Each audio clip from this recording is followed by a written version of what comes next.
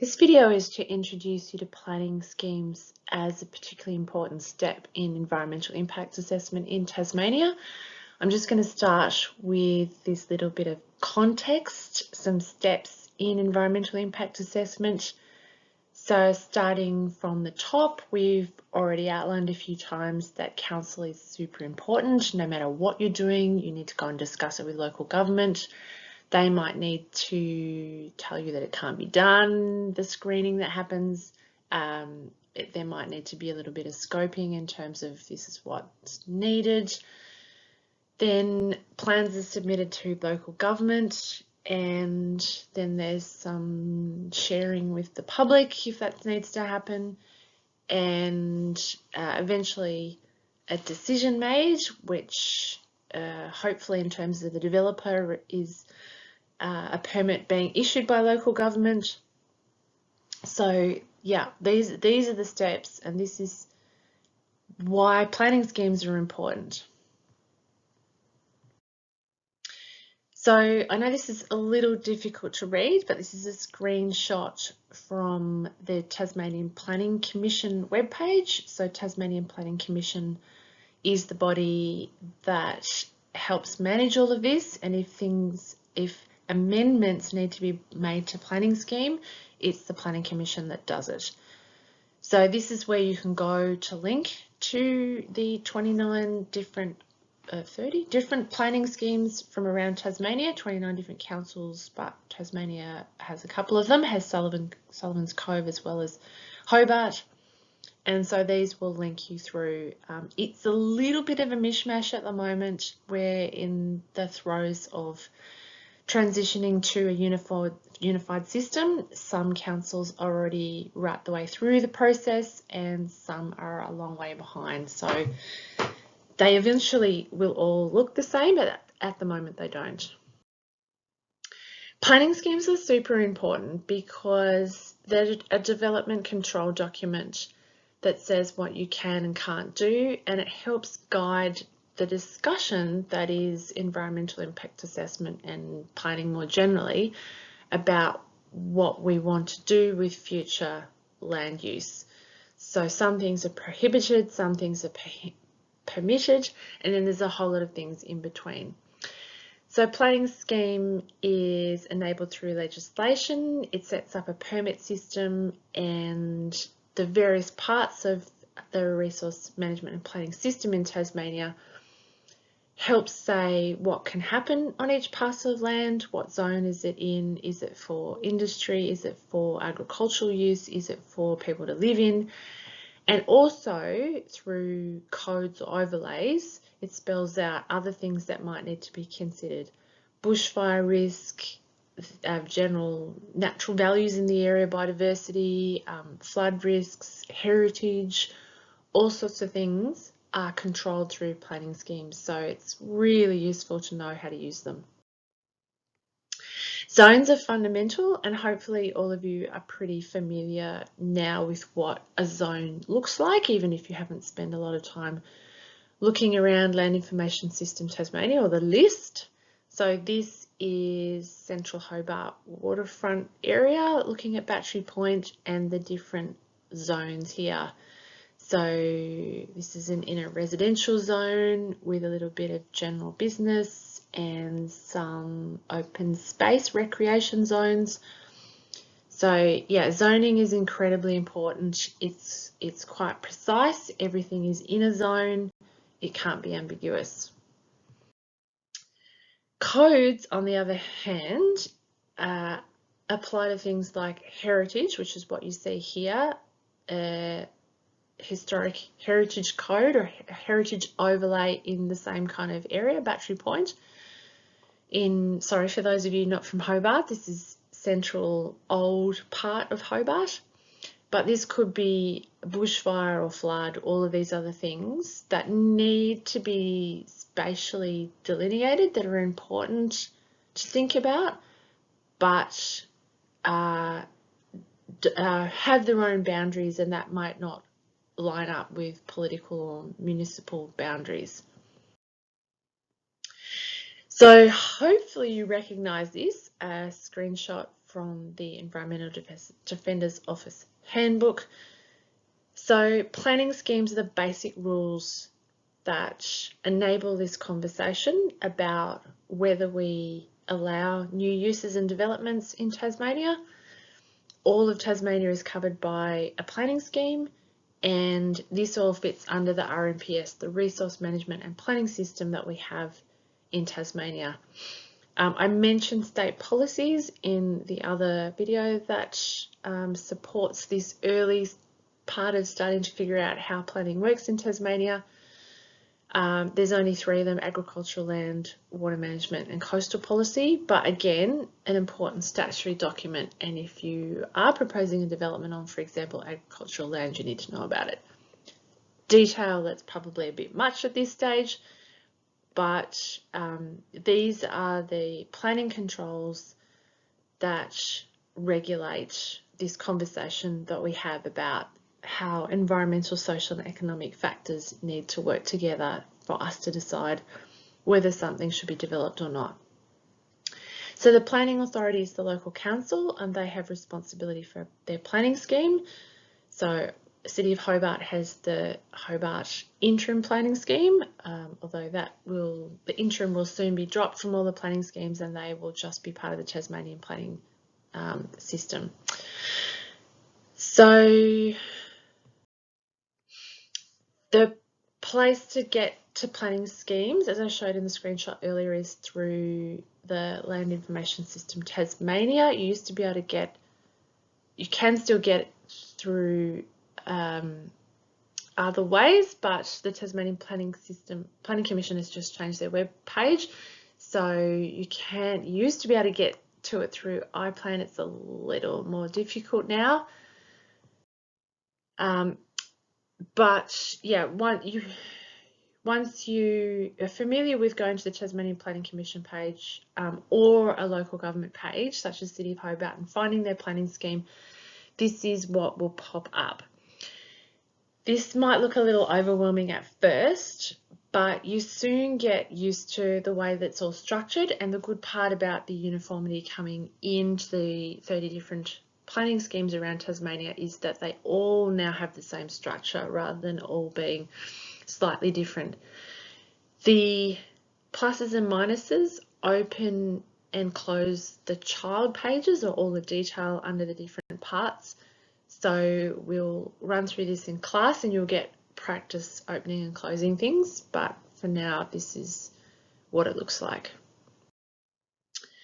So environmental impact assessment largely comes in when it comes to code. So this is part E of a planning scheme. So if you have a tab open and are looking at a planning scheme, you can scroll down to part E and have a look at all the different codes. So the things that matter in terms of the environment are things like fire, natural values to do with biodiversity, heritage such as, unfortunately not Aboriginal heritage,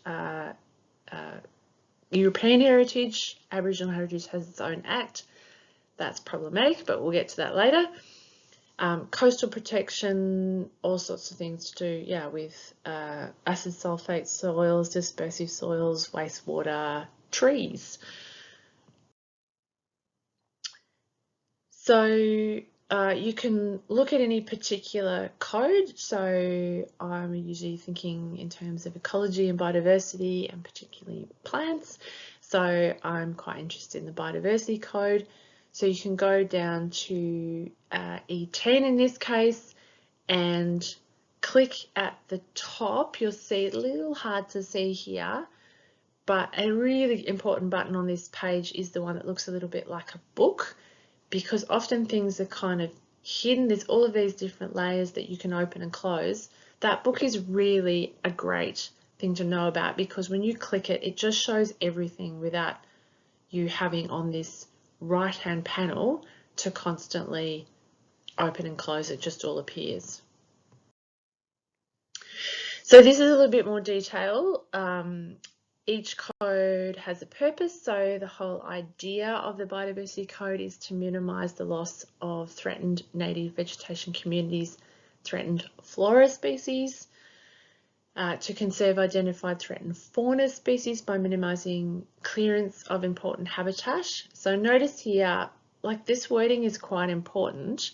Not everything is controlled in the biodiversity code.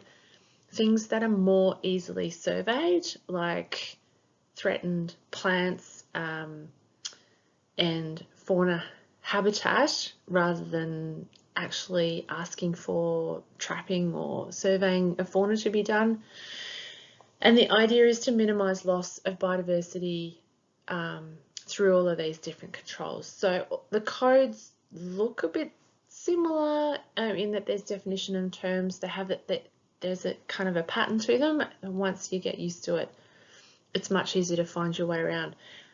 Probably the other thing to point out at this stage is that you notice that some of these words here have dashes underneath them.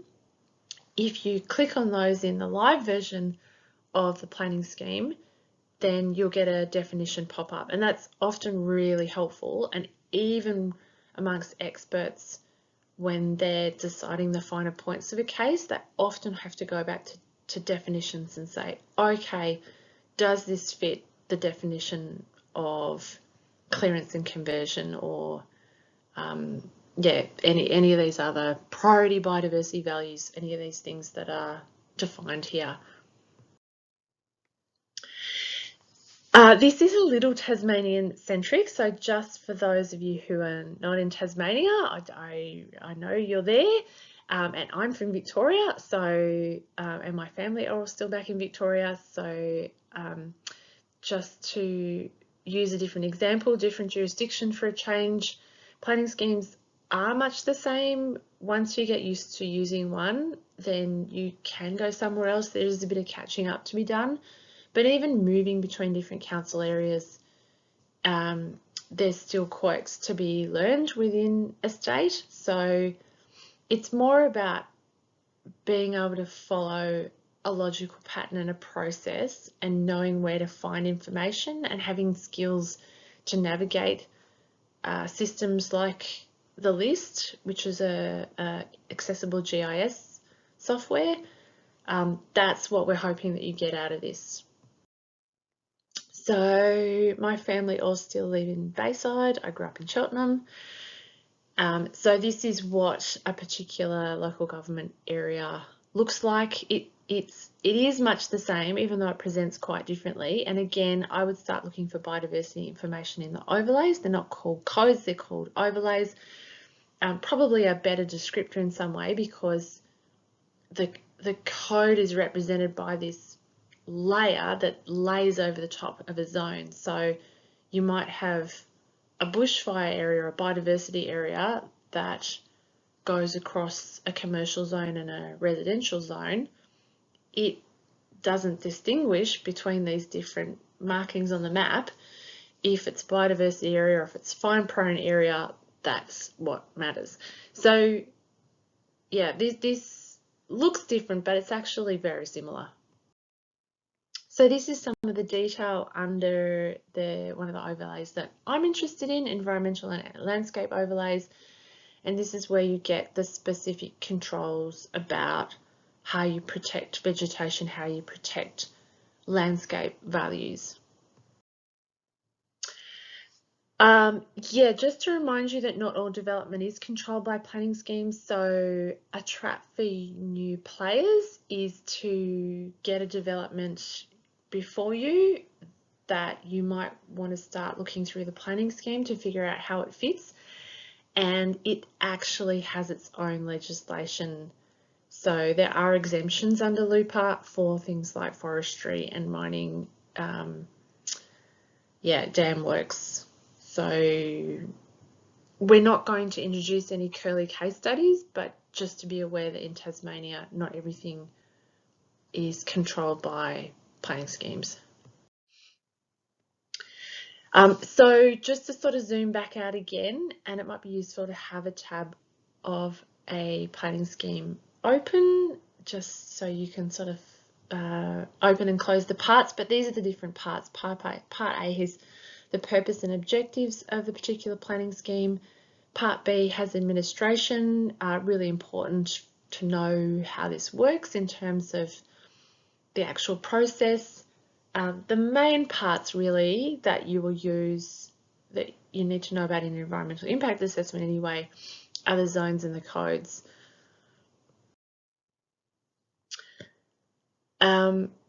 Yeah, so this is a little confusing to look at now that I see it. It's two screenshots, one laid over the top of each other, because on the left-hand side here, so there's always the two panels in a planning scheme. You've got this sort of the table of contents, if you like, on the left-hand side, and then all the details on the right. So I've just taken a screenshot of that table of contents and blown it up, which is what you see in the middle here.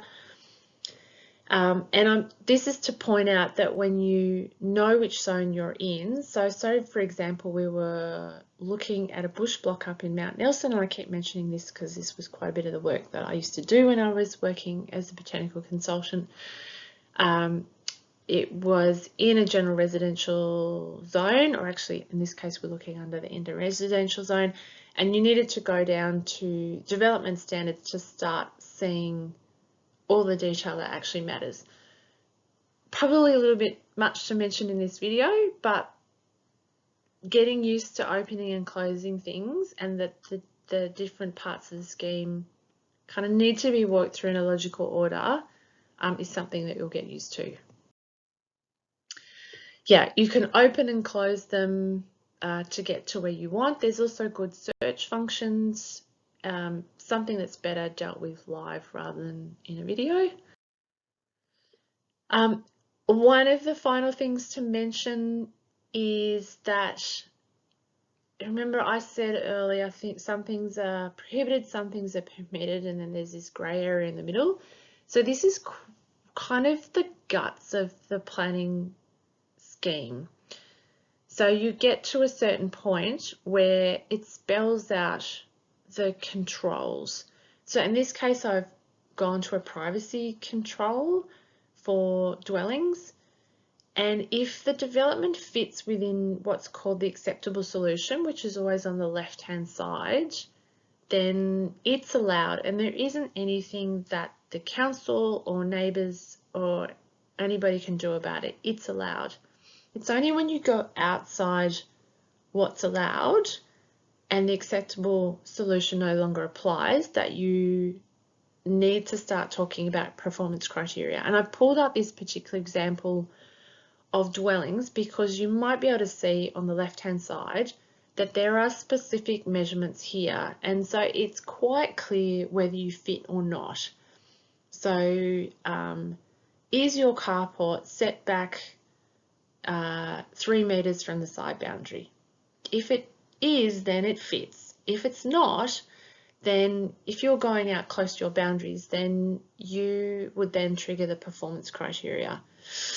This sounds like a lot of detail, but it's kind of really the meat of a planning scheme. In a nutshell, some things are allowed and they're acceptable, and that's the left-hand side. And if what you're proposing for your development is all allowed, council have to give you a permit. There isn't anything anybody can do about it.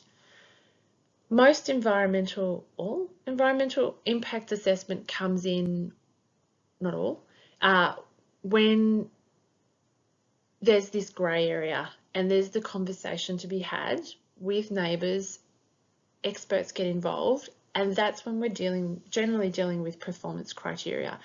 And that's when you start getting wriggle room in terms of the wording. It must be, there's all sorts of words that appear in performance criteria, like sort of not overly affecting, not adversely impacting. And so it's not anything definite. It's not 3 meters. It's something that we have to decide, and that ultimately the council has to decide on. So if it doesn't fit, it has to be discussed. And this is really important. This is kind of the meat of the planning scheme. So this is just a little bit bigger, so you might be able to actually read it. If it fits in the acceptable solutions kind of job over, then nothing can be done about it. But this is where a lot of the work of planners and consultants comes in, is when performance criteria are triggered. So in this case, privacy needs to be protected by minimising the overlooking of the adjoining property. What does minimise actually mean in this case? This is where all the wriggle room and the arguments start. So I hope this introduction helps. Depending on when you're listening to this video, you might be thinking about Geilston Bay, and in this particular case study, I've shown, or in this screenshot here, I've shown the zones that overlay Geilston Bay, and so this would be a good place to start. Look at the Clarence Interim Planning Scheme and start looking in the list and turning layers on and off for 78 Geilston Bay Road, Geilston Bay, and start getting the hang of that planning scheme, because that's something that we'll have a look at in this unit.